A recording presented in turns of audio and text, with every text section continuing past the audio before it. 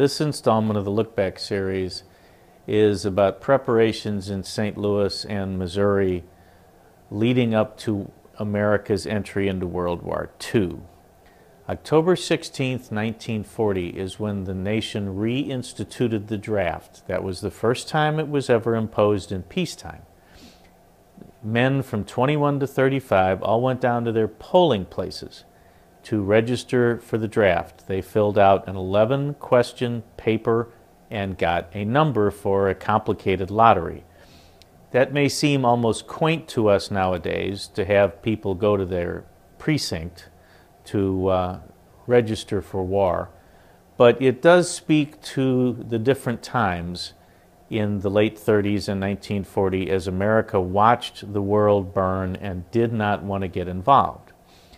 October 1940 was well into the Blitzkrieg over London. The Germans were bombing the city heavily. The Italians actually were making inroads into Egypt with their armored columns. Over in the Pacific, the Japanese were rather strongly telling America to butt out. And Americans did not want to get involved. Who would?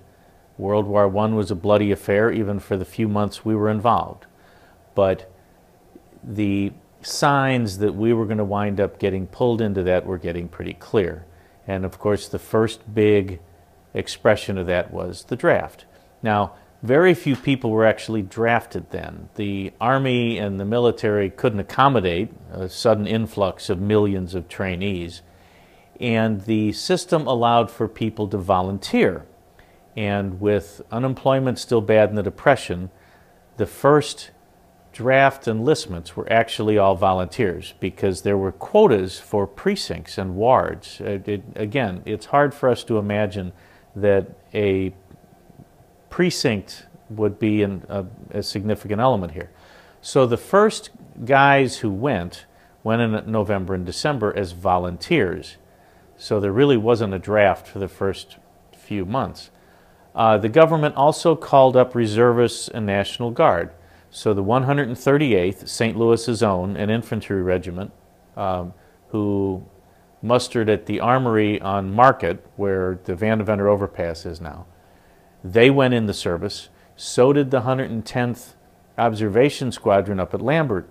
And that squadron flew another thing that shows how unprepared America was. They flew this guppy-shaped plane called an OV-47 that could manage about 200 miles an hour.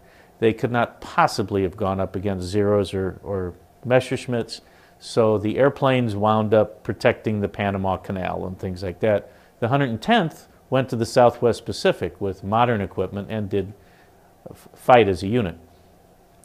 Also, the government really got serious that fall and started building the Weldon Spring dynamite plant, high explosives for shells and bombs, and the small arms ammunition plant out on Goodfellow.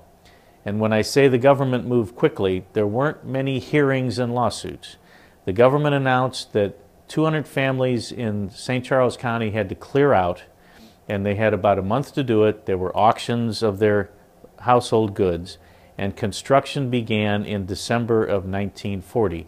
The plant started producing explosives by September.